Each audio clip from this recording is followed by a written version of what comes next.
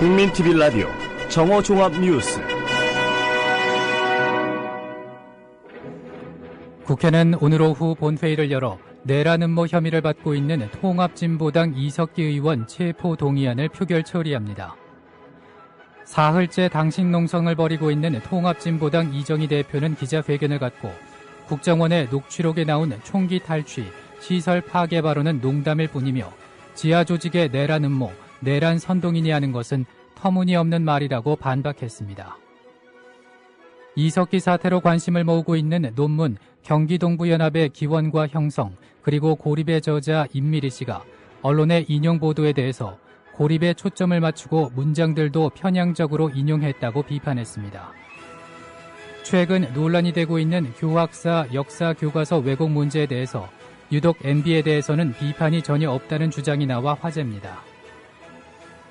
노태우 전 대통령의 미납 추징금 230억여 원이 오늘 국가에 전액 자진 납부됐습니다. 지난 한 해 동안 서울 시민 35만 명이 경기도로 이사온 것으로 조사됐습니다. 버락 오바마 미국 대통령이 시리아 공격을 승인해달라고 요청한 가운데 상원은 공격기관과 규모를 제한하는 새로운 결의안을 마련했습니다. 이상은 이 시각 주요 뉴스입니다.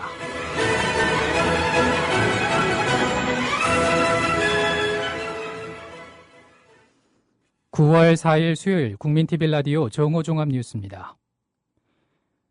국회는 오늘 오후 본회의를 열어 내란 음모 혐의를 받고 있는 통합진보당 이석기 의원 체포 동의안을 표결 처리합니다.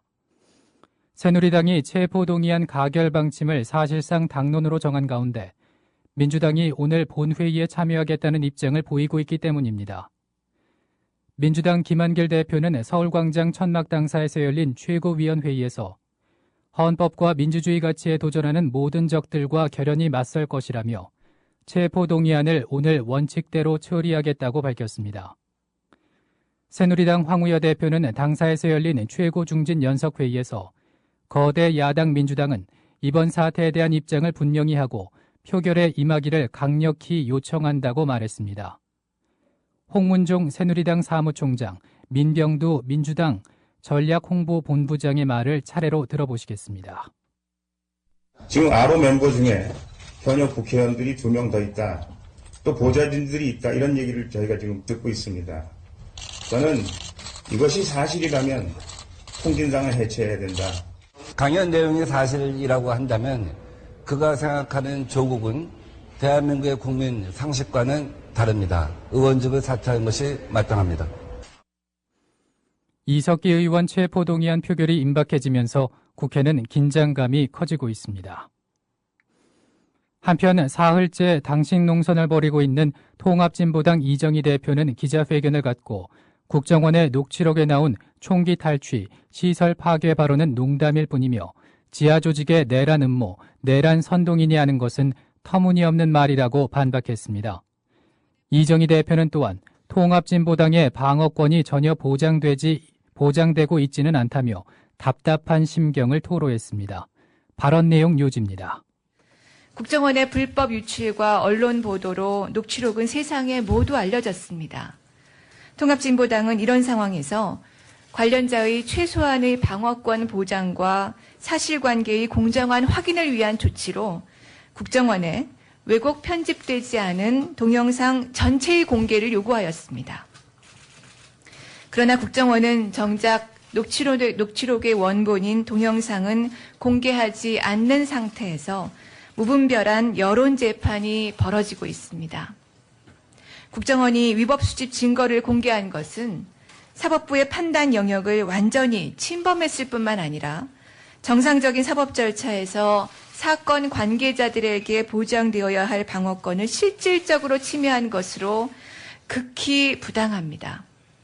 오늘 제가 녹취록에 관해서 말씀드리는 것과 별개로 재판 과정에서는 관련자 각자의 방어권이 완전하게 행사되도록 보장되어야 한다는 점을 분명히 합니다. 이석기 사태로 관심을 모으고 있는 논문 경기동부연합의 기원과 형성 그리고 고립의 저자 임미리 씨가 언론의 인용 보도에 대해서 고립에 초점을 맞추고 문장들도 편향적으로 인용했다고 비판했습니다. 한국학중앙연구원 박사과정을 수료한 임미리 씨의 논문은 연합뉴스, 세계일보, 뉴스원, 머니투데이 등에 보도됐는데 특히 빈곤과 죽음의 공포로 봉기에 나선 광주 대단지 주민들, 북한을 자신들과 동일시하면서 스스로 고립시켰다는 표현에 주목해서 보도했습니다. 임미리 씨는 이에 대해 국민TV 라디오 노종면의 뉴스바에서 중심 내용의 일부만 발췌 부각됐다고 지적했습니다. 임미리 씨의 말입니다. 저도 그렇게 생각하고 주변에 논문을 미리 봤던 사람들도 다들 좀 이상하다고는 하죠. 그러니까 논문 제목만 봐도 기원, 형성, 고립이잖아요. 근데 그 세 가지 중에 고립에 초점을 맞추고 그리고 또 그 문장들도 좀 편향적으로 인용했다는 생각은 논문 그러니까 원고를 본 사람들은 다 그렇게 생각할 것 같습니다. 네. 한편 임미리 씨는 광주 대단지서 거주했던 당시 80년대 학번들은 성남시에 대한 외부의 차별적 시각을 그대로 느끼면서 초중고를 다녔다고 경기 동부연합의 기원을 짚었습니다. 최근 논란이 되고 있는 교학사 역사 교과서 왜곡 문제에 대해서 유독 MB에 대해서는 비판이 전혀 없다는 주장이 나와 화제입니다. 국회 교육문화체육관광위원회 소속의 민주당 김태년 의원은 국민TV 라디오 노종면의 뉴스바에 출연해 교과서의 MB정부 서술 부분을 소개하며 안보를 보다 확실히 했으며 경제 선진화를 목표로 했다. 선진국의 경제 위기가 있었지만 대한민국은 2012년 25시 클럽에 들어가게 됐다고 기술했다고 설명했습니다. 김태년 의원은 유독 MB정부에 대해서는 비판이 전혀 없다며 25시 클럽은 국내에서 일부 언론이 만들어낸 것으로 국제적 학문적으로 공인된 개념도 아니다라며 국민소득 2만 달러를 최초로 넘어선 것은 2007년도 참여정부 때인데 그것이 MB정부 때인 때 이루어진 것처럼 왜곡했다라고 반박했습니다. 김태년 의원의 말입니다. 이렇게 되어 있습니다. 2008년에는 이명박 대통령이 취임했다. 이명박 정부는 안보를 보다 확실히 한다는 입장을 분명히 하고 경제를 선진화시킨다는 목표를 가졌다. 네. 미국과 유럽 등 선진국의 경제 위기가 있었지만 대한민국은 2012년 50 클럽에 세계 7번째로 들어가게 되었다. 이렇게 하고 있는데요. 그게 전부입니까? 뒤에 이제 또 한식과 관련해서도 있는데요.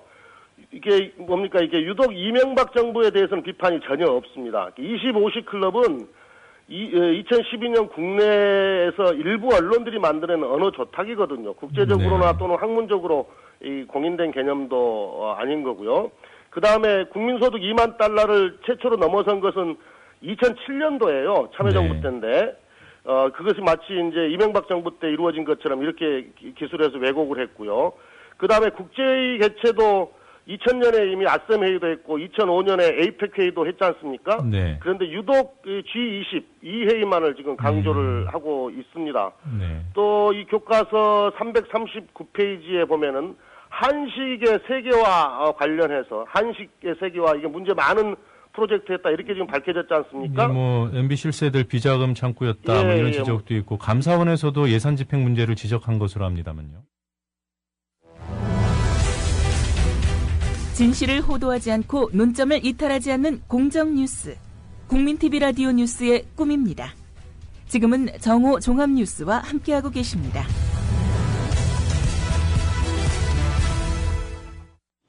이어서 논평입니다.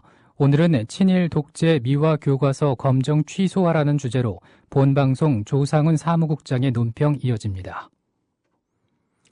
최근 국사편찬위원회 최종 검증을 통과한 교학사 한국사 교과서에 대한 논란이 뜨겁습니다. 해당 교과서는 뉴라이트 성향의 역사학자들이 집필에 참여하면서 애초부터 특정 이념 성향이 교과서에 반영될 것이라는 우려가 제기됐습니다. 국사편찬위원회 수정 보완 과정을 통해 확인된 것만으로도 교학사 한국사 교과서는 많은 문제점을 담고 있습니다. 일본군 위안부 만행에 대해서는 역사적 사실마저 왜곡한 채 일제의 책임을 축소하는 방향으로 기술했습니다. 1930년대부터 있었던 일제의 일본군 위안부 강제 동원을 1944년부터 시작한 것처럼 썼습니다. 이게 대한민국 국사편찬위원회가 승인한 한국사 교과서인지 일본 문부과학성이 검증한 교과서인지 묻지 않을 수 없습니다. 또 친일 인사들의 반민족 행위는 덮고 그들이 민족 경제 발전에 기여했다는 식으로 씀으로써 친일 매국 세력을 미화했습니다. 광복 이후 독재 권력들을 미화한 것도 심각한 문제입니다. 교학사 교과서는 3.15 부정선거로 축출된 이승만 전 대통령을 영웅으로 치켜세웠습니다.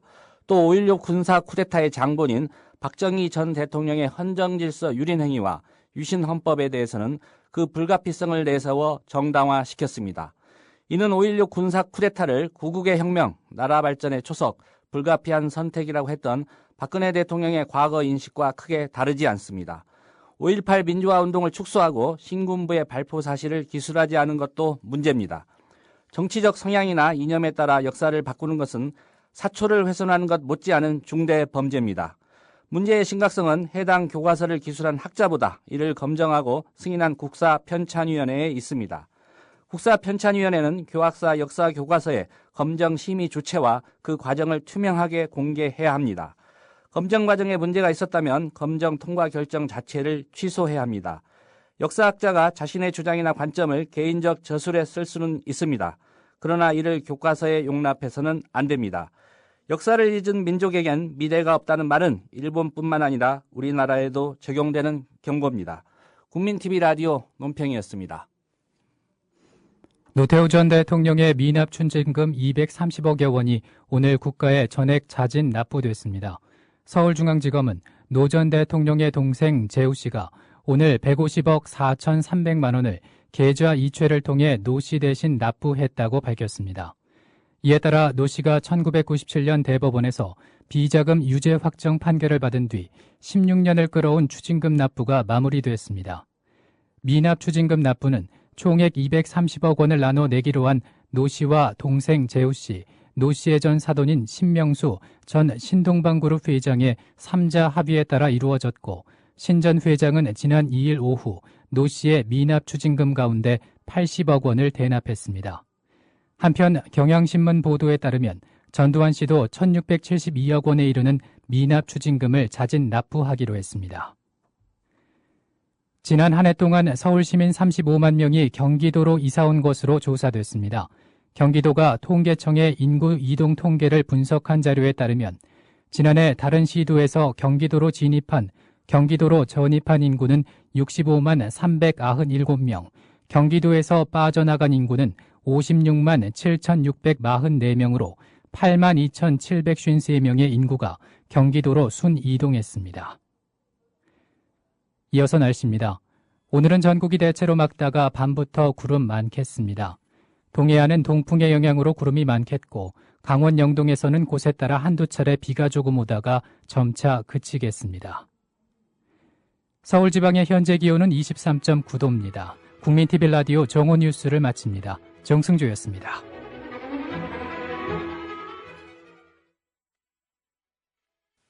국민TV